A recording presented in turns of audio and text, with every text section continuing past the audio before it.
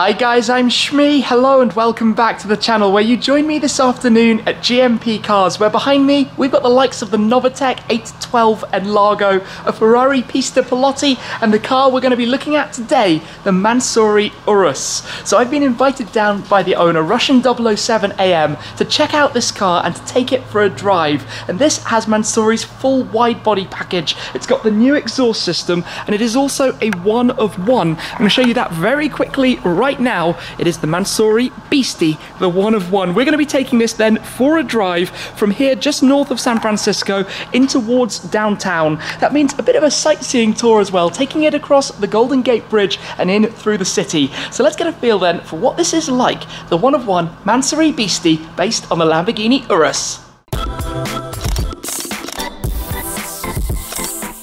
I'm going to take you through the full package when we're actually beside the Golden Gate Bridge. We should have a lovely sunset this afternoon, but basically we've got the full chopped carbon fibre, the red that you can see inside, the red flakes, the completely new package, the lower splitter, all of these new add-on parts. It's running on Forgiato wheels. You can see, like I mentioned, the Beasty one of one badge that's worn on the flanks, carbon mirrors, carbon spoiler at the rear, the aggression to this diffuser, and just check out that exhaust system.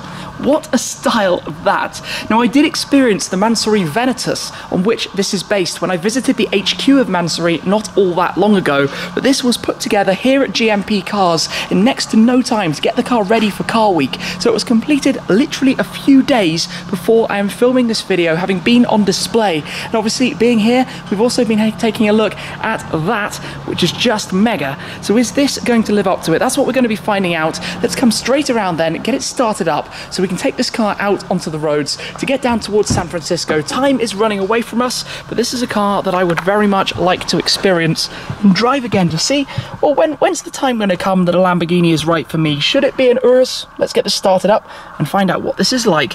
Take a listen. Oh yes, so the engine is warm. You've got the toggle here to go through the different modes. Corsa is basically where everything starts to get a significant amount louder, so we're probably going to have it in that. Air conditioning is blowing strong, obviously, because it's very hot outside today. Yeah, that's only a few thousand RPM, so I think this is going to be quite fun. A sightseeing tour, the Golden Gate Bridge, in a Mansory Urus. Ooh, we've got a nice Alcantara steering wheel as well. Lots to learn. I'll show you in more detail when we get along the way. For now, let's hit the roads and enjoy this car. I'm not actually sure how low this car is, but I'm being very careful of the front end regardless. That's the parking sensors basically saying that they are seeing the floor and they're going off. But we are saying farewell now to GMP Cars. It's been a great day. Now it's time though to experience this, the Mansory Urus. Of course, they make changes to just about everything. The interior of this car is still largely standard, which is a pretty good place to be. You've got this haptic touchscreen for your climate control.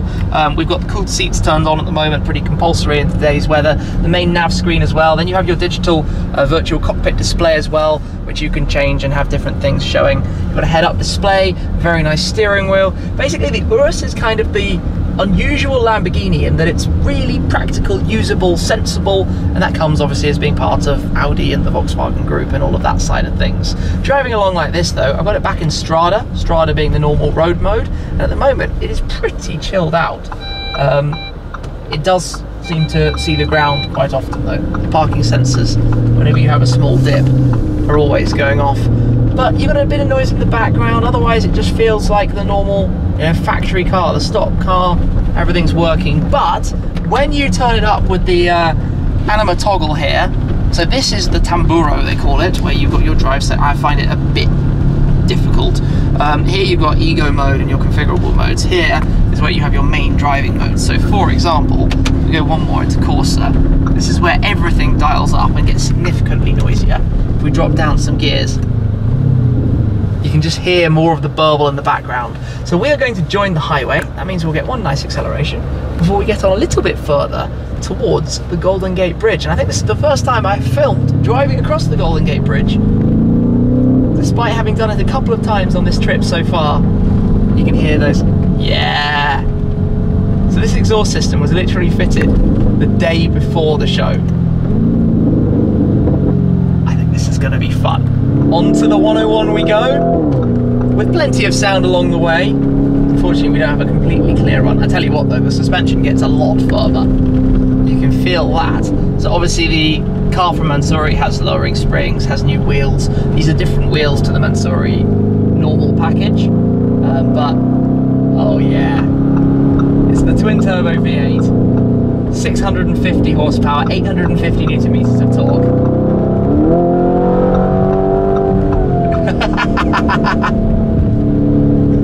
It sounds cool. And here it is, we are arriving then towards the Golden Gate Bridge, the first bit of sightseeing of the evening, and we have found a very lovely photo spot actually, just kind of at this end of it, at the foot of it, at this end. And from there, I'm going to show you around the Urus in a very scenic location. So far though, just cruising along, I have to say it's doing a pretty good job. It makes a huge difference which driving mode you're in, how much noise it makes. So in Strada it's really quiet, and the 8-speed auto just kind of does its thing. In Corsa, you get a lot more noise, and you get a lot more of that as well, the bangs. And yes, it does sound like some of it comes through the speakers as well, which is strange, but that's a cool view, isn't it? Down here at the base of the Golden Gate Bridge, iconic landmark. What a place. What a lovely evening. As you probably know, it is normally foggy here, so to be here when it's completely clear like this, and when you can see the entire city over in the background, is definitely quite an unusual thing. Made it then to the viewpoint, and what a view it is. The city of San Francisco over there in the background, where we're going to be heading next, and of course the Golden Gate Bridge, the ginormous bridge positioned right there. But let's take a quick look then around this in a touch more detail. With the low sun setting on it now, look at the forged carbon, the chopped up carbon that you have for the bonnet, for the bumper piece, all of the lower sections. It all matches, it all comes together. They've made that same design and style of carbon fibre throughout the entirety of the car, which of course contrasts against the strong flat red paintwork for the rest of the body. You've got red touches for the calipers, for the centers of the wheels as well, but all of this, the aggression at the front, it maintains that Lamborghini style, those almost Y spokes, the added parts around the intakes, the cooling that you have at the front, those end plates to the front splitter. It's extended, it's lower than standard. Normally it would finish just about here. Of course in this case you've got the lower sections, but still around the front with all the radar sensors, the cameras, the controls, the detectors, various technology bits. But these louvers, it's all very sharp, very aggressive. For example here, the openings over the side fenders. This is the wide body. You can see it's substantially wider than the standard car, at least a couple of centimeters, an inch and a half or so maybe on each side of the car. You've got the new lower side skirts as well that finish off going from the front fenders all the way through to the rear, the multi-part piece. Now one cool thing about the Urus is that you have these almost electronic door handles. You also have pillarless door windows, which is unusual on an SUV. Normally you would have a pillar all the way around the glass, just the glass opening itself. What else can I tell you about the exterior of the car? Well, let's come around towards the rear. You've got the spoiler up here on the very top. You've also got the lip spoiler on the rear deck lid. You've got the Mansory badging that runs across between the tail lights, 3D shapes and textures to the tail lights that the Urus carries. And down at the back, the diffuser and the exhaust system. You've got the fins, added aggression, all the forged carbon again, those Y shapes you can see coming through, and of course that exhaust system, the triangular, I'm not quite sure how best to describe. Well, it's almost a Y in itself, isn't it, with the three pointed kind of star effect that you have from the Mansory exhaust, different pipes going on. This is obviously the tailpipe finisher that you have over the very back of that. A random cool thing for you, by the way, is that this is a daily car. There's a child seat in the back of it because it is used as a daily driver, despite being the Mansory full hardcore package. So what else can I show you then? Well, the interior loaded with tech and equipment, as you know, the buttons, the controls, all the sensors, the heated memory electric seats that you have, ventilated, everything that you could want. Your seat controls here, the power fold, power rear tailgate that you've got. Let's have a quick look at the engine bay. Pop open this, come around and have a quick look at what we've got up here. 4-litre twin turbo V8, if I can find the catch. There we go. Lift that up. Can't really see too much. Still like traditional Lamborghinis though. You've got the cylinder designation plaque there that shows you the firing order, but basically one big cover that kind of hides anything from sight. You can see though the carbon fibre underneath the bonnet. All the raw carbon on the underside as well that you have from the different layers. Just close this back down, give it a proper close. Make sure it closes back down, there we go. The badge at the front also replaced by the Mansory logo. So that's pretty much it for a whiz around the Mansory Urus. We should head over the bridge that away to go drive and get a better feel for what it's like over in the city. One of the fun things about the Urus is that when you do actually drive it more aggressively, it's surprisingly good for such a shape and size of car. terms of how flat it sits, how it drives. Because here we've got some lovely bumps on the ground. Oh, we're going to have a little bridge. I think I know what that means. That means windows down for a moment. Car into neutral, both paddles, there we go.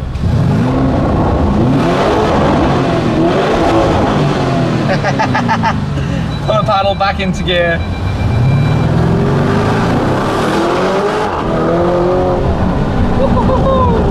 And it is very windy right now.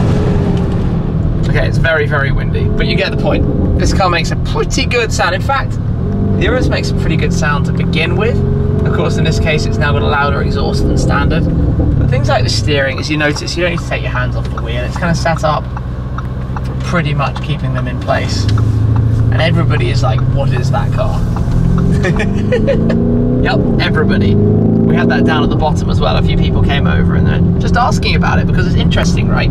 Even a Lamborghini Urus is rare, and a Lamborghini Urus that looks like this is like, what is that? What car am I looking at?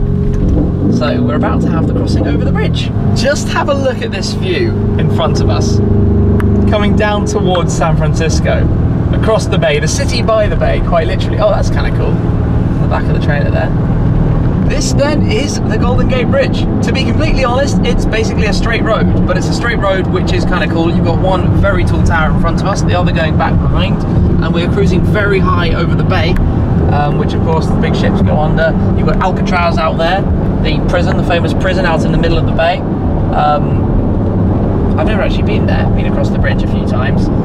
Heading over towards the main city, you have a big park just as you come over to this side, but we're probably about to plunge ourselves in towards the clouds of fog. But basically, yeah, this is kind of where the tourists walk on from. It's quite a long walk actually to go all the way across it, but coming from this end, there's kind of a welcome centre and things on that side. I know a few things about being a tourist in San Francisco, but it's kind of cool to be arriving here in a Lamborghini Urus, a Mansory Urus. This is where we start to go up the hill then. You literally come into town on Lombard Street, and I'm slightly anxious for some of these dips. I mean, if I was in a supercar right now, I'd be very worried. This should be okay, you would think. Yep, we're good. We can use some of that torque to get up the hill. This would be manual gearbox hell. This would be total disaster. Look at the steepness of this stop sign. But how San Francisco is this? Wow. The hills are insane. Okay, we can go. Look at this. Look at like the dip you have to go through.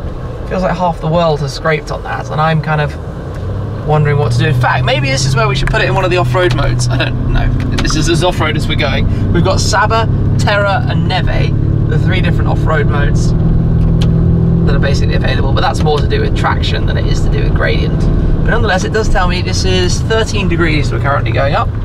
Oh, it's turned off one of the systems. We don't want that. 12 degrees. Well, this little information screen up here. In fact, I think you can bring it up here as well.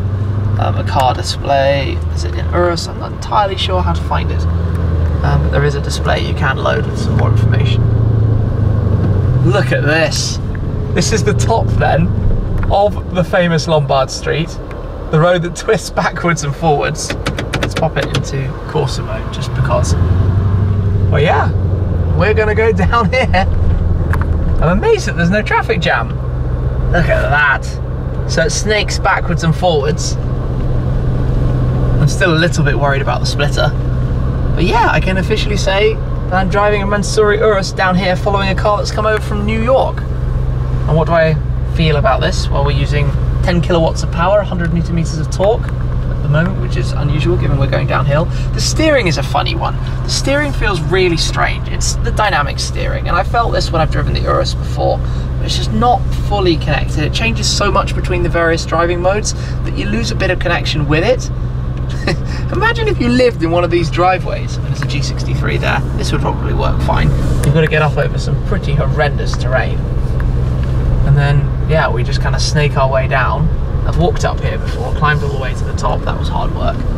It's very, very, very steep. And in fact, if you look back up to the right now, all the way, you can see just what this is like when we're coming down.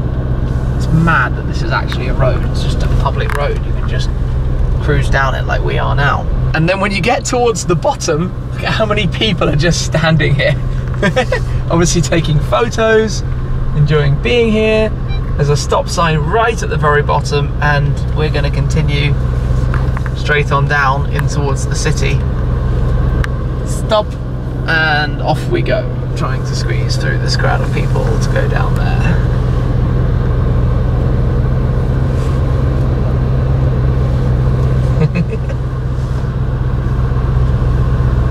Through the crowds we go. That feels so wrong. Oh, that's fun. All the burbles that you get going down the hill. I mean, this is just insanely steep. Oh, we got here, I don't know, some different angles that you can see. We're doing 12 degree, 13 degree descent right now. We've got the car on the lowest suspension mode. You've got the suspension that can lift, automatically lowers at speed. This is fun how you just get those burbles. Like, brake check. Oh, that feels like the nose is in danger. Okay, we can go. We've made it. We're good. Into the city we continue. We've made our way down from the top to the bottom, and now we're basically arriving at Fisherman's Wharf. This whole area that you have around the seafront where the Bay Bridge is. So you have the whole series of piers. There's a lot of entertainment and activities and things that happen. Well, we're Pier 35. This is where lots of boats are moored up. I'm not entirely sure if we can find somewhere to pull over or anything like that. We're going to have a look and see what we can find.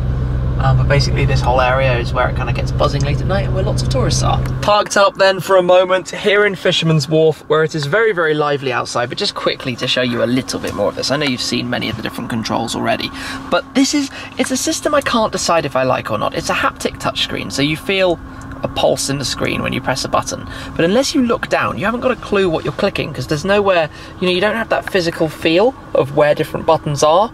The Tamburo I find really too fussy. There are things about the interior of the Urus that just, I get it that it's great tech and generally speaking, but there are fiddly things to actually use. The dashboard changes modes, changes display, you know, depending which mode you're in. Sport, going up there into Corsa, you can see how all of that changes. And you've got adaptive cruise control. You've got these very nice shift paddles actually on the back of the steering wheel as well. Those kind of things I really like.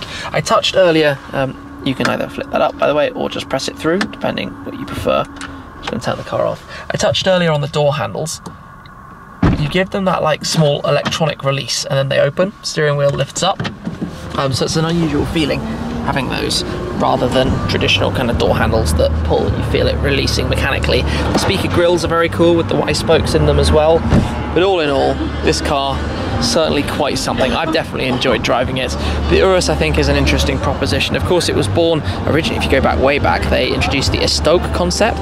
That became the Urus, raised up on the SUV platform, shared of course with Volkswagen and with Audi and with a number of different models across the whole Volkswagen Group range. The Urus for me, it didn't quite tick every box that I wanted it to tick. I mean, I get the point with Mansory, this is a complete statement. This turns the car and it's a complete, you know, practical car that in this instance also looks ridiculously out there and cool, which is what so many people are going for. And I think the sun has literally just about gone down here in Fisherman's Wharf, San Francisco, but I have enjoyed driving this nonetheless. So a big shout out to Russian 007 AM for the opportunity to take the car out this evening, to go for a drive with it, to bring it here into San Francisco. Anyway, I'm going to wrap things up there. Thank you very much for watching as always, guys. Hope you've enjoyed this video and I'll see you again very, very soon.